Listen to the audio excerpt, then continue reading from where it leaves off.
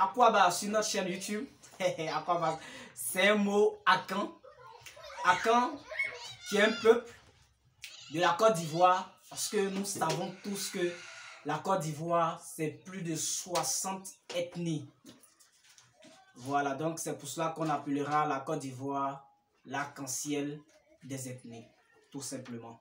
Donc bienvenue. Si tu n'es pas abonné, nous te demandons de t'abonner à cette chaîne, de partager et de lancer un pouce bleu, tout simplement. Parce que sur cette chaîne, nous partageons des contenus percutants, tout simplement. Aujourd'hui, on va parler de la fierté de soi. Qu'est-ce que c'est que la fierté de soi? On va vous expliquer. Et puis après, à la fin, en commentaire, vous allez nous donner vos impressions. Quand on parle de la fierté de soi, c'est tout simplement quelqu'un qui est fier de lui. Et cet état d'esprit, ce comportement a brisé des familles, a brisé des grandes entreprises. Parce que il y a certaines personnes, nous le savons, comme il y a un adage qui le dit très bien, la langue et les dents ont une maison qui est la bouche. Mais bien que ces deux soient dans la bouche et qui cohabitent toujours, qu'ils soient toujours ensemble, mais il arrive des fois où l'un arrive à heurter l'autre. Il y a la dent souvent qui fait du mal à la langue. Pour ne pas dire les dents qui font souvent du mal à la langue. Souvent on peut être là, soit en train de manger, en train de parler, et il y a le sang qui coule de notre langue. Tout simplement parce qu'on s'est mordu la langue. Et ça se passe. Donc si cela se fait, je pense que ce ne sont pas nous les humains, que ce soit ta femme, que ce soit ton mari, que ce soit ton frère, que ce soit ton papa ou bien ta mère. Je pense que ce n'est pas nous, parmi nous les humains, qui allons nous asseoir, passer une semaine, passer un mois, passer 2 mois, 6 mois, 1 an, sans qu'on ait à se discuter. Ça va tout le temps arriver. Mais quand ça arrive, il faudrait que chacun puisse prendre sa responsabilité. Il faudrait que chacun puisse reconnaître ce qu'il a fait. Et pour qu'on puisse passer à autre chose. Mais souvent, l'orgueil, oui, l'orgueil, fait que souvent, on ne s'en rend pas compte que nous sommes en faute. Quand nous sommes en faute et que nous devons demander pardon. Et c'est ce que moi je pense que en tant qu'être humain, nous devons apprendre à faire. Lorsque tu sais que tu es en faute, il faudrait que tu aies le courage de t'approcher de l'autre pour lui dire vraiment, mon frère, ma soeur, mon mari, ma femme, vraiment ce que je t'ai fait, je reconnais au plus profond de moi que j'ai mal fait, mais je te demande tout simplement de me pardonner. Si toi tu n'arrives pas à pardonner l'autre, ton semblable, pourquoi alors tu t'agenouilles devant Dieu dans ta maison pour lui demander pardon? Non, mais il peut pas, Dieu ne peut pas t'accorder ce pardon-là si toi tu n'es pas déjà capable ou bien en mesure de pardonner lui qui est en face de toi, lui qui est à côté de toi, avec qui tu partages tout au quotidien. Je pense que personne ne me dira qu'il a une fois vu Dieu.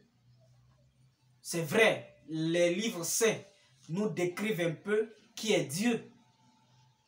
Donc on a certainement quelques informations sur Dieu, mais est-ce que ces informations que nous avons sur Dieu sont des vraies?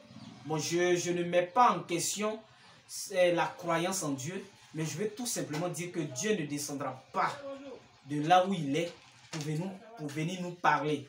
C'est toujours une personne à côté de nous qu'il va envoyer vers nous pour venir nous parler, afin que nous puissions pardonner à l'autre. Et il faudra aussi que, toutefois, quand c'est nous qui recevons le pardon, parce que l'autre a reconnu qu'il en faute, il faudrait qu'on soit à mesure de pardonner à ce dernier. Parce que, comme le disait M. Charles Blé Goudé, je ne fais pas de la politique, mais il faudrait qu'on puisse utiliser aussi des expressions, surtout, sinon des maximes qui nous permettent à pouvoir honorer certaines personnes. M. Charles Blé Goudé a l'habitude de le dire. Il dit que la valeur du pardon réside dans la gravité de la faute pardonnée. Vous voyez? Ça veut dire que si toi, l'autre reconnaît qu'il en faute, qu'il vient vers toi venir te demander pardon et que toi tu n'es pas à mesure de lui accorder ce pardon-là. Quelle est alors la valeur de ce pardon? Donc je pense que vraiment, lorsque nous sommes en conflit avec les autres, Dieu ne descendra pas de là où il est pour venir intervenir. C'est pour cela qu'il a créé l'homme à son image. Parce que qui dit Dieu, dit homme. Donc pour dire que nous sommes des hommes en miniature. Nous sommes des petits dieux sur la terre.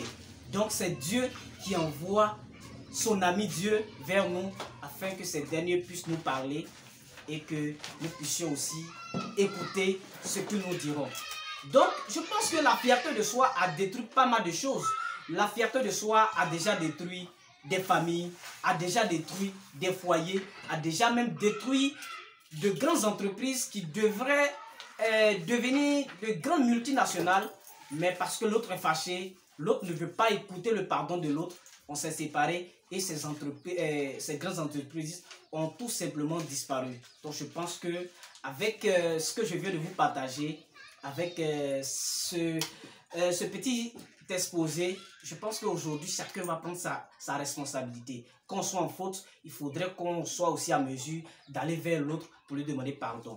Si c'est l'autre qui est en faute et qu'il vient vers nous, on doit aussi être à mesure d'accepter son pardon. Donc, je vous le rappelle, YouTube m'a donné une notification pour me dire qu'il y a plus de 80% qui regardent nos contenus et qui ne sont pas abonnés à notre chaîne. Je vous exhorte tout simplement à vous abonner, à liker et surtout à partager cette vidéo. Parce que si vous avez pu en bénéficier de ce que nous avons partagé avec vous, je pense que cela aussi peut faire du bien à votre frère, à votre soeur, à votre ami qui est aussi à côté de vous, bien à l'autre bout du monde. Donc merci et bon visionnage.